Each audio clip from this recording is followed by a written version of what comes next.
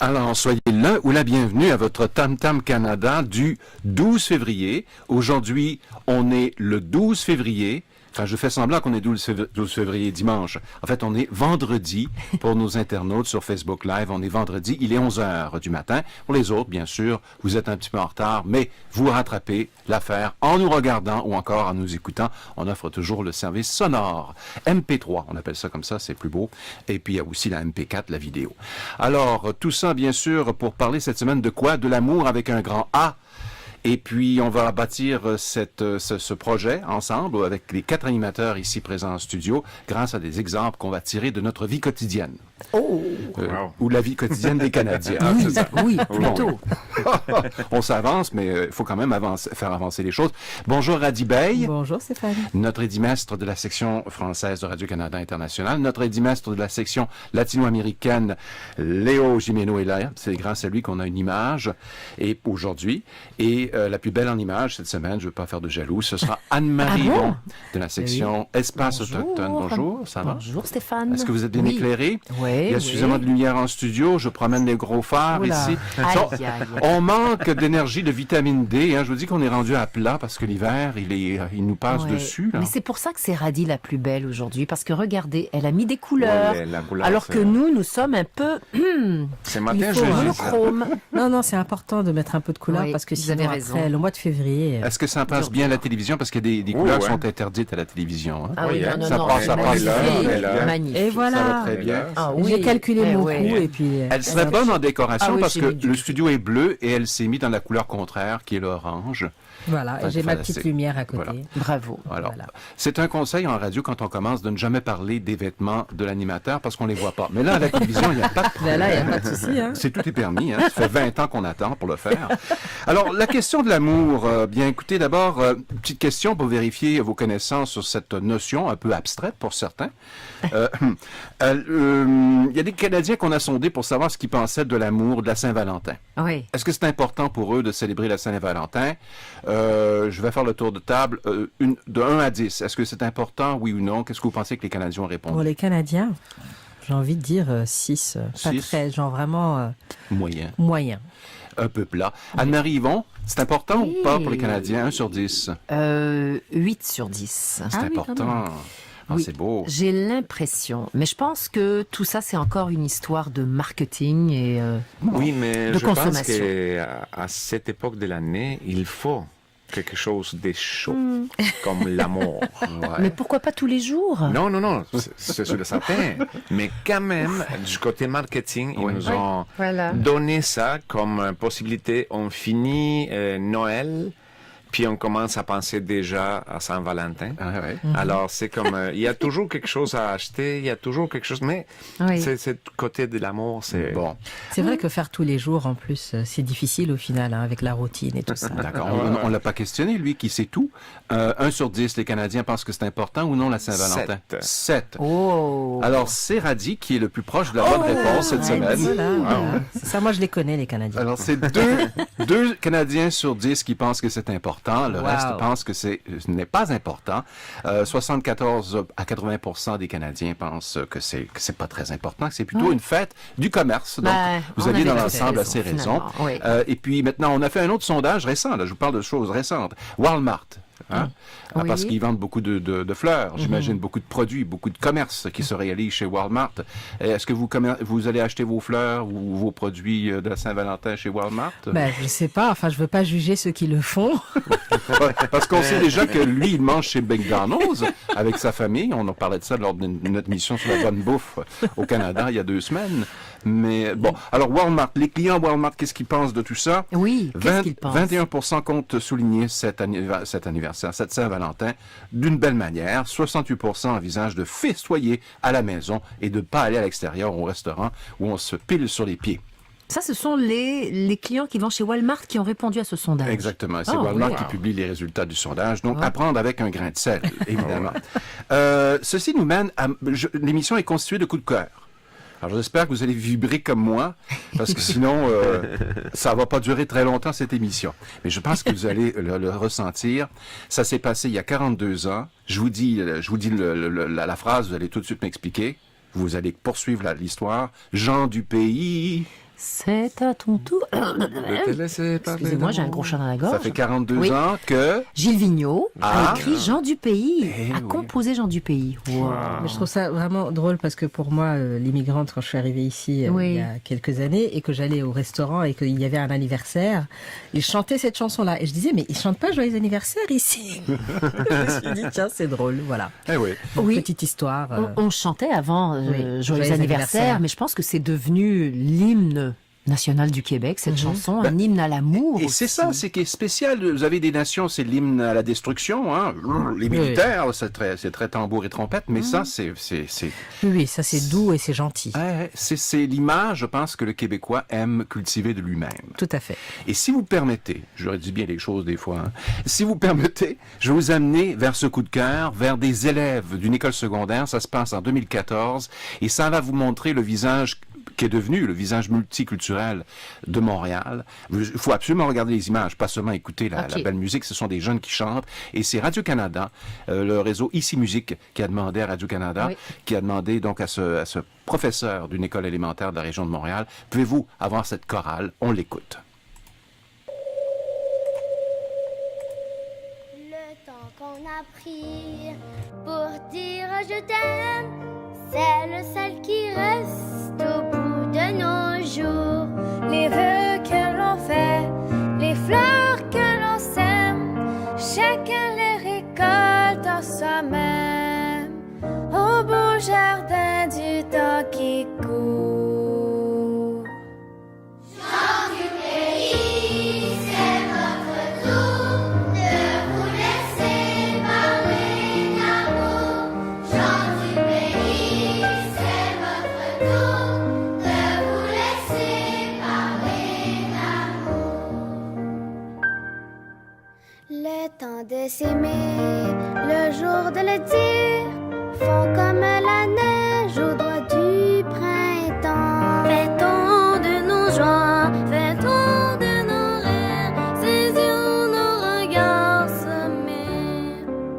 C'est demain que j'avais 20 ans.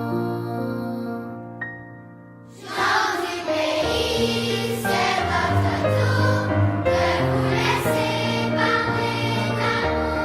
Chants du pays, c'est votre tour de vous laisser parler d'amour. Le ruisseau des jours, aujourd'hui s'arrête et forme un étang où chacun peut voir, comme en un miroir, l'amour qui reflète pour ces cœurs à qui je souhaite le temps de vivre nos espoirs. Chants du pays, c'est votre tour de vous laisser parler d'amour. Chants du pays, c'est votre tour de vous laisser parler d'amour. Chants du pays, c'est votre tour de vous laisser parler d'amour. Chants du pays, c'est votre tour de vous laisser parler. Alors, une bonne main d'applaudissements à tout ce beau monde. Donc, on a vu Gilles Hébert, le vieux monsieur, là, celui qui ressemble à des gens de notre âge, comme ça en arrière-scène. Et puis les jeunes, ceux qui sont vraiment la nouvelle génération. Et ça a été tourné à l'école primaire Saint-Louis à Pointe-Claire. Là, on vous a offert la version rapide de Tam Tam, mais il y a aussi le Tam Tam long, la véritable version. Vous retrouvez ça sur la page de Tam Tam Canada sous un article 42 ans d'amour pour les gens du pays. C'est un article qu'avait réalisé. Je pense que c'est Maryse Jobin qui l'avait réalisé. C'est ça. Et en fait, celle qui l'a réalisé à Espace Musique, c'est Guylaine Picard, la réalisatrice. C'est elle qui a eu l'idée d'aller rencontrer ces jeunes. Quelle belle idée, vraiment. On va venir dans quelques instants à une de vos réalisations, parce que vous avez laissé beaucoup d'un héritage à Radio-Canada International. Des traces derrière moi. Bien sûr, un peu comme le dinosaure qui laisse comme ça. Alors, c'est très joli ce que vous avez fait par rapport aux relations de couple. On va y venir. Ah oui, oui. Mais là, on a la question de Tam Tam Écoute. Radi, cette semaine, vous avez sauté de joie, presque. Tout à fait. Quand je vous ai dit, ça pourrait ressembler à ceci. Vous étiez absolument d'accord. Vous avez embarqué. Oui, je voulais pas qu'on pose la question un peu ennuyante de est-ce que la Saint-Valentin compte pour vous? Que faites-vous? Comment célébrez-vous? On allait dans quelque chose d'un peu plus intéressant et la question posée est de savoir quel est le côté le plus séduisant des Canadiens. Alors, ça demande évidemment une explication et on est allé tourner les images, vous et moi. À l'extérieur. C'était mardi très tôt et heureusement, c'était le moment de la semaine où c'était le plus doux. Parce que le reste, c'était très froid. Voici ce que ça donne quand il fait pas trop froid au Canada. Bonjour à tous nos auditeurs et à tous nos téléspectateurs dans le monde entier. Je suis sûr que vous êtes là en train de vous dire, mais quelle est cette question de Tam Tam Canada à nouveau cette semaine? Autour de quoi vont-ils articuler leur fameuse émission cette semaine? Très simple. On a vu venir comme ça, on n'est pas les seuls, la fête de l'amour le 14 février. Mais évidemment, faire une question autour de cette affaire, une question qui a des allures internationales, qui est digne, c'est pas tellement facile. Alors on s'est dit, pourquoi on ne tournerait pas l'affaire, soyons séduisants, vers cette question très simple. Quel est le côté le plus séduisant des Canadiens, selon vous? Alors, évidemment, si vous habitez au Québec, vous pourrez parler vous-même, le côté le plus séduisant des Québécois. Et puis, si vous ne connaissez pas des Canadiens, certainement, vous en avez peut-être rencontré un le long de la plage, lors d'une promenade en Afrique. Je sais, je parle de cas vécus. J'ai parlé avec des auditeurs dans le monde qui m'ont décrit cette scène. Alors, quel était donc pour vous le côté le plus séduisant de ce Canadien que vous avez rencontré? Répondez. Et on en reparle à notre émission de Tam Tam dimanche, d'abord dans le Facebook Live, vendredi d'abord dans le Facebook Live, donc à 11h heure de Montréal, et puis dimanche, bien sûr, pour nos téléspectateurs dans le monde entier sur YouTube. Alors, j'en ai bien hâte de voir les réactions, mais avant, il y a des réactions en direct sur Facebook Live, bien sûr, c'est le jeu, hein, on s'y prête. Voici, il y en a un commentaire de quelqu'un qui nous écrit de loin, semble-t-il, oui, Léo. Amin Lagadi, best wishes for Dadou, from Dadou, de la province de Sindh, à Pakistan. Au Pakistan. Ouais. Merveilleux. Ben, c'est rare que nous, au secteur français, on a des relations avec le Pakistan, mais vive l'Internet, bien sûr. Alors, les réactions sur le Facebook de Radio-Canada. On va commencer avec quelqu'un qui écrit pour la première fois. Je pense que c'est Sainte-Croix. Je pense que c'est dans les Caraïbes. Je ne suis pas un expert en géographie, sinon la géographie canadienne. Là. Mais son nom, c'est Alexis Prévost. Et puis, qu'est-ce qu'il dit exactement, Radi? Pour moi, le côté le plus séduisant, c'est que vous ne faites la morale à personne et vous êtes un peu comme des Saint-Bernard, toujours prêts à venir en aide et à fournir des conseils aux pays moins fortunés. Votre programme de coopérants dans le monde, dans les pays en voie de développement, est remarquable quand on sait que vous avez seulement 40 millions ou moins d'habitants. En fait, 35 millions, ça a été confirmé cette semaine dans les résultats, publication des premiers résultats du recensement de l'an dernier au Canada. Françoise Depardieu, vraiment là, félicitations François, merci d'être toujours là chaque semaine. Il faut continuer le combat, nous on est avec vous. Alors qu'est-ce qu'elle écrit cette semaine par rapport à notre question Tam Tam? Elle dit, moi je trouve que le côté le plus séduisant des Canadiens, c'est que malgré leur grand succès politique, entre parenthèses, démocratie très éloignée des pulsions républicaines à la Donald Trump, et leurs grands accomplissements économiques, parenthèse, vous avez traversé la crise économique sans trop de soucis, parce que vos politiques publiques sont moins mercantilistes que les USA. Mon Dieu. Et alors donc, je ferme la parenthèse, vous ne faites la morale à personne. Vous écoutez, c'est souvent entendre la voix de la raison. Vous n'avez qu'un défaut, qui n'est pas séduisant et même répugnant vu d'ici, c'est votre relation avec l'environnement.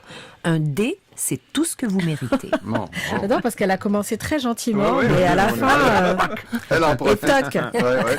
Alors, beaucoup de mots pour en arriver finalement à nous insulter. Voilà. Merci beaucoup. C'est joliment fait. Un homme qui a peu de mots, mais il va à l'essentiel. Michel Théberge, qui habite au Québec. Qu'est-ce qu'il dit, Radi? Je ne le trouve pas.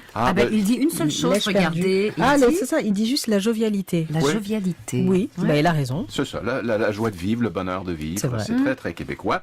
Je vais vous amener à fouiller dans les archives de Radio-Canada International, à nouveau cette semaine, avec une autre histoire. Je vais voir si c'est pas celle d'Anne-Marie Yvon, une de celles des nombreuses histoires d'Anne-Marie Yvon. Oui. M comme Montréal. Vous n'avez pas fait quelque chose récemment là-dessus? Tout récemment en plus, puisque le Musée des Beaux-Arts de Montréal présente une exposition sur les couples interculturels. Hein, c'est formidable. C'est intéressant, ouais. Un peu comme dans la vidéo avec les jeunes, là, on les voit plus vieux. Exactement. Donc là, c'est toutes sortes de couples. Ça peut être un couple, je sais pas moi, par exemple. Ah ben non, vous, Léo, vous êtes marié avec une femme originaire du même pays que vous, l'Argentine. Mais par exemple, j'ai un cousin qui habite ici, mais en fait, il est déménagé, ça fait quelques mois.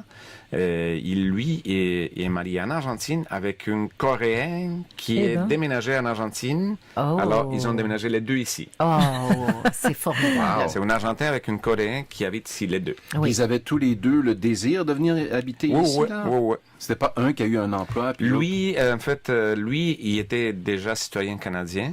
Alors, il a fait toute la démarche pour ses enfants. Puis, elle est en train de faire ses papiers. D'accord. Vous avez vu donc l'exposition, parce que ça se préparait depuis 2 ans, je pense. Il y a eu un livre en premier. En fait, l'idée, c'était d'arriver en même temps que 2017, le 375e anniversaire de Montréal. Et c'était de montrer la diversité montréalaise, que ce soit des couples hétéros ou homosexuels aussi. Donc, on veut montrer la grande diversité de couples à Montréal. Il y a de tous les genres, tous les styles. Est-ce que vous avez vu les photographies de l'exposition?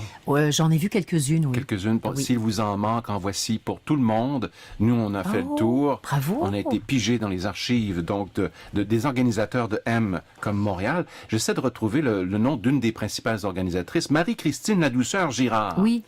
Je devrais avoir un peu de mémoire. J'avais fait une entrevue avec elle il y a 2 ans, alors qu'elle était au tout début de son projet. Mais en fait, c'est ça, c'est que vous aviez commencé le travail par rapport à ce projet-là. Vous étiez dans les balbutiements alors qu'on préparait un livre. Moi, je travaille pas. Je ne fais que parler de ceux qui travaillent. Bon. On écoute.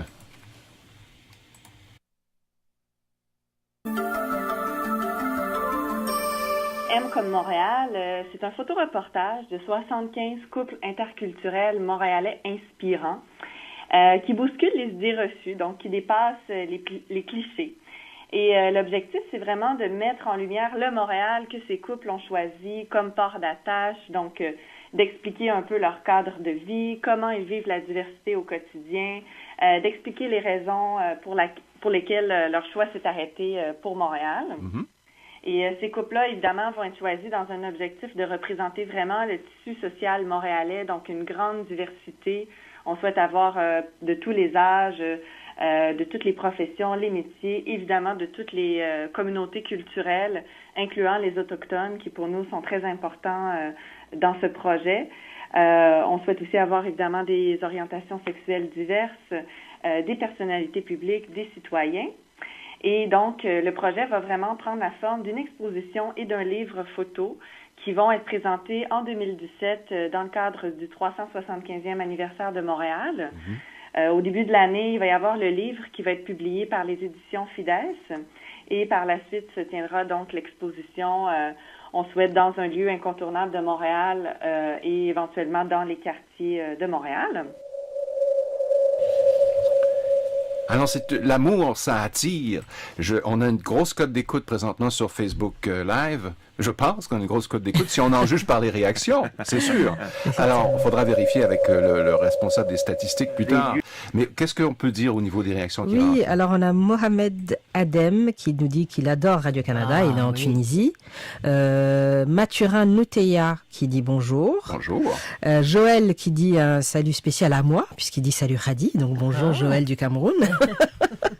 Et Jardin, je ne pense pas que ce soit le vrai nom de la personne, mais en tout cas bonjour Jardin. C'est un beau nom quand même, bien sûr, last but not least, comme on dit, Pierre-Léon Lafrance, qui était un collègue à nous tous ici à Radio-Canada International. Un des patrons de Radio-Canada International. Tout à fait, pendant bien des années. Alors, nombreuses années, effectivement. Bonjour aux patrons.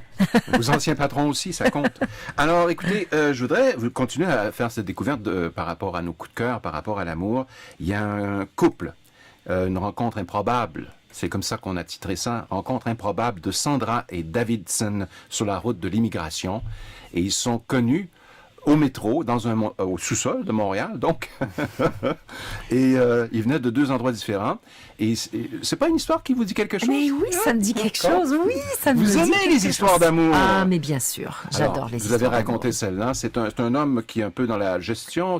Oui, ils se sont rencontrés par hasard dans le métro. Lui, il l'avait vue et il s'est dit, waouh, quelle femme lumineuse. Ouais. Et en fait, je pense qu'il l'a abordé, et puis finalement, ça finit avec un mariage. Il vient d'Europe et elle vient de l'Amérique latine, ou quelque chose comme ça. Exactement. Et ils se sont rencontrés dans le métro à Montréal, pour dire. Une autre histoire d'amour, écoutez, au premier degré, bien sûr, c'est l'érotisme et les endroits où on fait l'amour. Est-ce qu'on peut dire ça à cette heure? Il est 11h encore. Il est un peu tôt quand même. Un peu tôt. Les enfants nous regardent, je ne sais pas. Non, les enfants sont à l'école. C'est alors vrai, on peut vrai. parler tranquillement. Mais je vous avais prévenu que l'on bâtirait cette émission à partir de vos expériences personnelles. Alors, bien sûr, où faites-vous l'amour? 52 lieux. Un lieu nouveau par semaine. C'est une drôle d'idée. C'est un franco-manitobain qui a eu l'idée donc d'écrire cette histoire. Et je le connais et personnellement. Eh bien, dis-donc, Anne-Marie, sur tous les fronts. Vous traînez où? Parce qu'il vient de la même région que moi en France. On se connaissait en France. Nos familles allaient dans la même école. On est arrivés au Canada en même temps. Et eux sont restés au Québec quelque temps et ont quitté après pour aller, je pense, au Manitoba maintenant qu'il est. Est-ce que vous l'auriez inspiré dans l'écriture de son livre sur les 52 lieux? Non. Non, absolument pas. Vous avez partagé un lieu. Défendez-vous, défendez-vous, Anne-Marie. 12, 14 ans, non, quand même pas. Non? Non, vraiment pas. Non. Alors, cet homme, puisque vous connaissez si bien, quel est son nom? Bertrand Naillet. Ah. Mais oui, Bertrand Naillet, qui est devenu écrivain, qui écrit de la poésie, et que je n'ai jamais revu, donc depuis, une 40aine d'années au moins. Et pour ceux qui ne l'ont jamais vu, nous vous présentons cette vidéo. Si vous voulez voir la vidéo complète, bien sûr, et l'entrevue complète de Radio-Canada, vous allez sur la page de Tam Tam à nouveau cette semaine. On vous permet de découvrir le reste de l'histoire grâce à nos archives.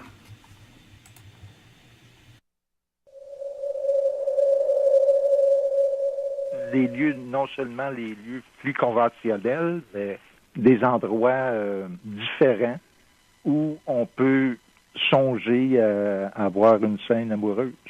C'était aussi de couvrir l'éventail des sensations et des sentiments, que ça aille de l'amour physique direct à une atmosphère sensuelle.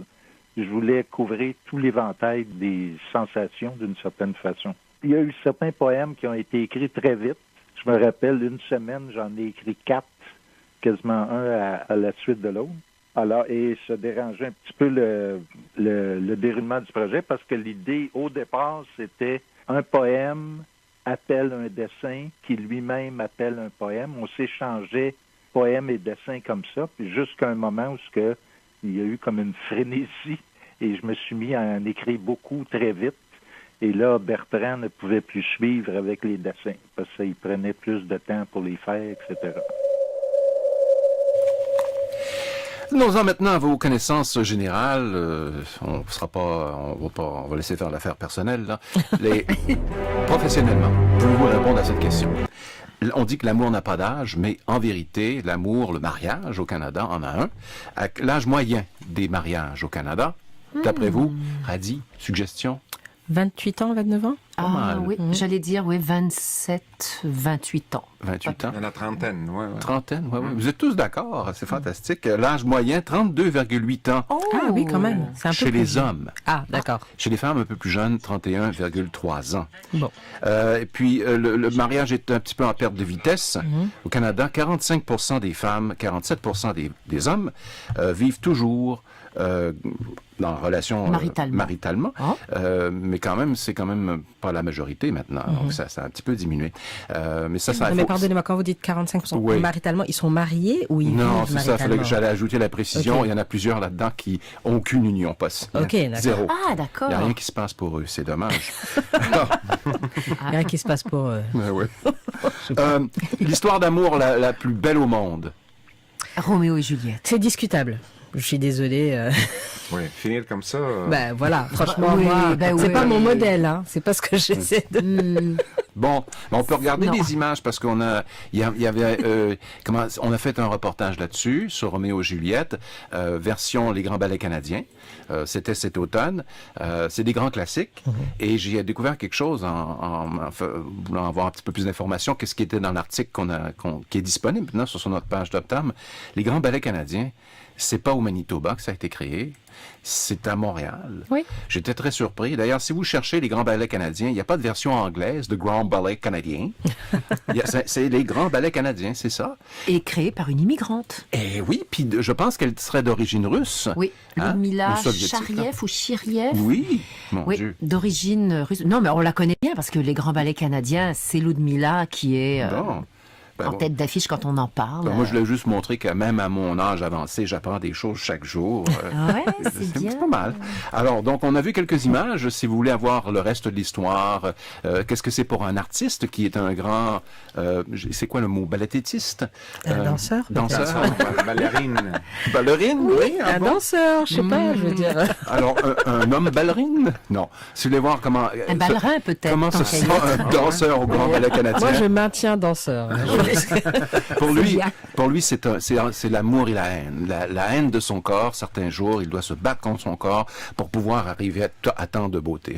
C'est intéressant au plan artistique à voir comment on peut ressentir cette créativité-là. Oui, on parle souvent des peintres, des romanciers, mais là, c'est une autre histoire. Vous savez que les danseurs, ce sont des athlètes, ce sont sûrement les plus grands athlètes de tous, là. S'il y avait des Olympiques avec seulement des danseurs, ils se débrouilleraient très bien. Ceci nous amène, je pense qu'on va aller vers la fin de l'émission, mais pour aller vers la fin de l'émission, qui va nous permettre de choisir le thème de la semaine prochaine, là, je vous annonce tout de suite, si vous n'êtes pas d'accord, on va changer de thème. Hein? D'accord? Moi, je suis flexible, mais il faut apporter des idées. Alors, je vous pose une autre question, ça va déterminer où on va aller. D'accord? L'amour ou l'argent? Qu'est-ce qui est le plus important pour les Canadiens?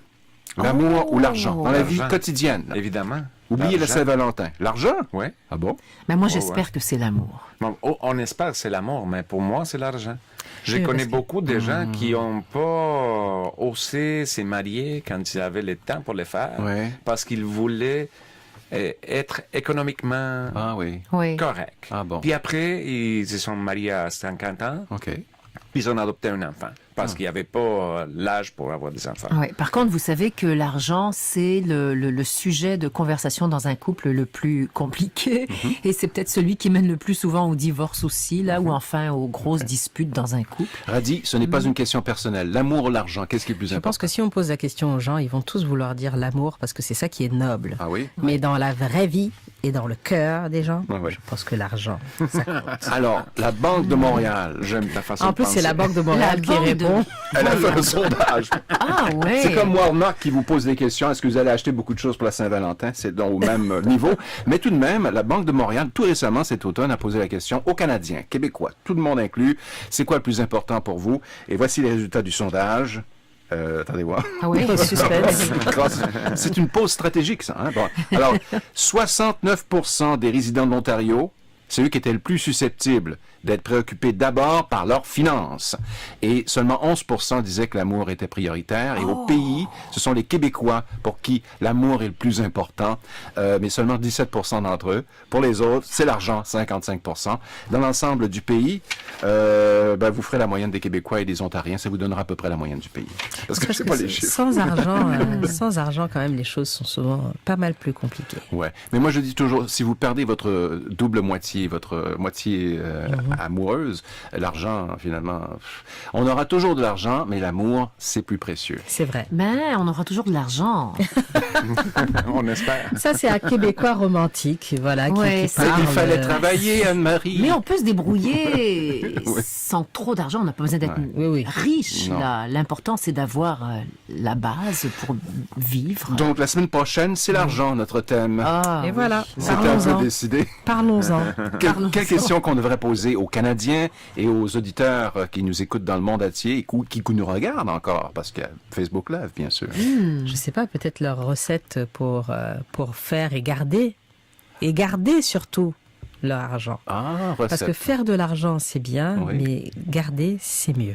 Faire l'argent, garder l'amour, faire l'amour, garder l'argent. C'est lui qui va poser la question la semaine prochaine. Continuez à travailler là-dessus.